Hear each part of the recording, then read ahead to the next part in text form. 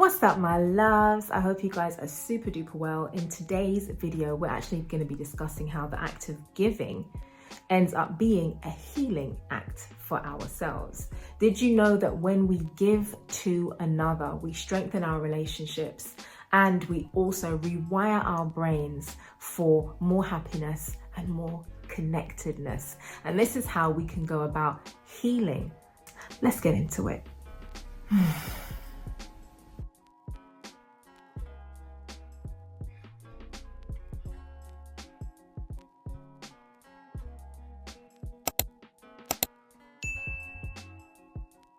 Studies show that acts of generosity activates the same pleasure centers in the brain as receiving rewards. In other words, it's actually scientifically proven that giving makes you feel amazing. Why does this actually happen? It happens because when it's activated, that pleasure center, you get a beautiful release of neurochemicals, which is what I refer to as you getting your daily dose. Your dopamine, your oxytocin, your serotonin, and your endorphins.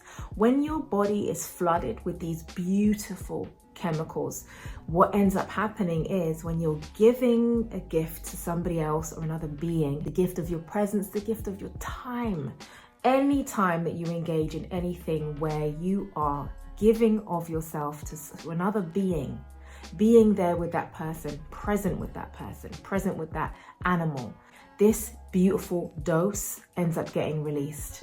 And this is often referred to as the helper's high. When we give, we strengthen our social bonds. We actually trigger the release of oxytocin. This is also known as the love hormone.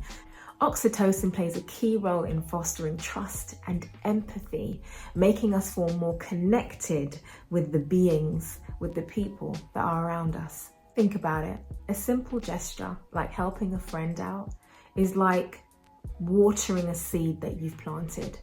This means that you are growing the relationship that you have with that person or that being.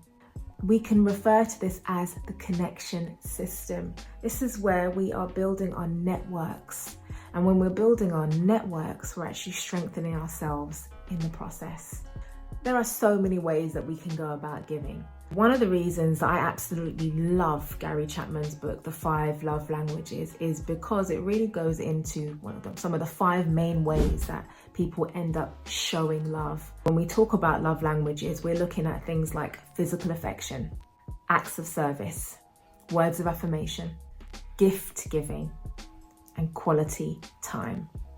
You can choose any one of these 5 ways in order for you to give to another.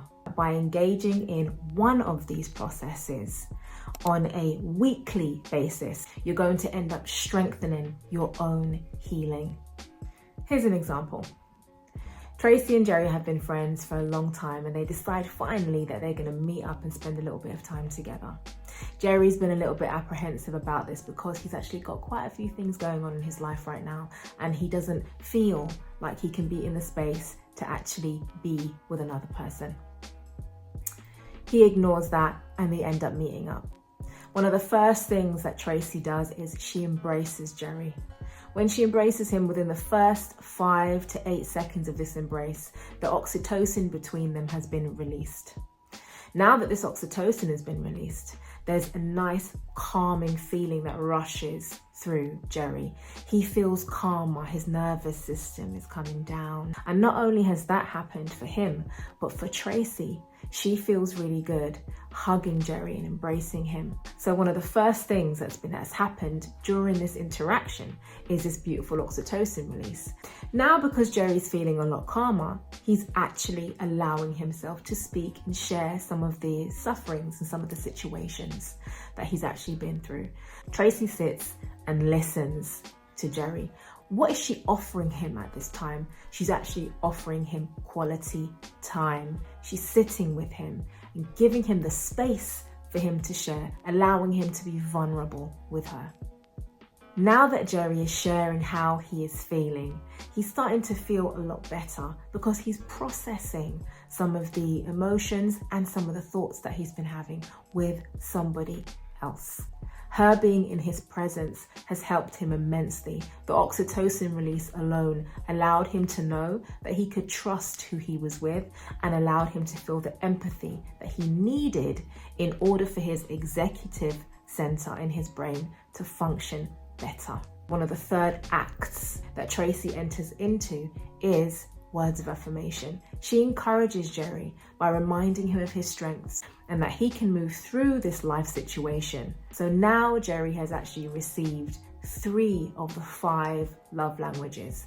He's gotten the physical touch, he's gotten the quality time, and he's gotten the words of affirmation. That was just a small example of some of the ways that we can go about giving and some of the benefits that we can get from giving. Tracy leaves that situation feeling confident about herself, feeling like she's helped her friend, having that lovely boost of oxytocin, having a dopamine hit, like I said, the dose, the dopamine, oxytocin, serotonin, and endorphin hit. She's gotten that daily dose. She's fed into that helper's high. So now, not only does Jerry feel better and like he's more capable of managing his life situation, but Tracy feels like she's helped him. They've both left feeling better. So my loves, giving isn't always about you giving something of monetary value. Sometimes it is, but oftentimes it's actually about you giving your presence, giving your time, lending an ear, listening, being attentive, being present, being available for who it is that you're with. And when you engage in acts like this on a regular basis, you yourself will get your daily dose. This is how it ends up rewiring your brain, because now your brain is used to receiving all of this beautiful feeling, the dopamine, oxytocin, serotonin, endorphin. If this is something that you can do on a regular basis, this is always going to be extremely beneficial, not only for the giver, but for the receiver. We are part of a shared collective system. So you giving to another person is you giving to yourself. You giving to another being is you giving back to yourself. There really is a beautiful symbiotic relationship that is between us as beings. We are interconnected. So this is why the gift of giving ends up being a gift of healing for you. Think about this like you are actually nurturing your own garden, this connected system that we're talking about. When you end up giving to another person or another being, it ends up being given straight back to you. The same thing happens with the law of karma. If you end up doing something that is kind and loving, in some way, one way or another, it always returns back to you. Sometimes we get into positions where we can't actually see it, or we feel like we're being taken advantage of. This is not about you becoming a doormat to anything or anyone at any time. If you do not feel as if you are being appreciated, then this is the time for you to talk about those things and communicate your needs straight up. Don't just expect that somebody's going to know what it is that you need from them. Sometimes you have to teach people how to love you. What this is about is you knowing, by me talking to one of my friends that needs me right now, by me lending a listening ear, by me going and grooming some dogs that have been kept in a shelter or taking them for a walk, by me jumping on the Samaritan's line and listening to somebody who's having a really tough time right now, I'm actually giving back to the collective. And by doing so, I myself am actually giving back to me, because they are me and I am them. So think about ways that you can give. Use Gary Chapman's 5 love languages. Think about giving somebody an act of service. You might be a handyman that goes around helping people and just putting up mirrors for them and putting pictures on their walls sometimes. For sometimes you might charge, sometimes you might not, because you've got a little bit of free time. Whatever it is, find a way to give back. Nurture your garden. When you end up doing that, you end up knowing how it feels to feel joyful, knowing how it feels to feel happiness, and knowing how you went about getting that happiness. And you can sustain it by continuing to do those acts as much as you possibly can. So what can you do? Leave me a comment below to let me know what you're going to be working on now in this holiday season, how you're going to go about giving. Again, like I said, could be a phone call, could be an embrace, could be grooming a pet, whatever it is. Let me know in the comment section. My name is Sabrina Naayantara. I'm a holistic mindset coach. I pray that you all have a wonderful day, week, and I'll see you guys in the next video. Peace.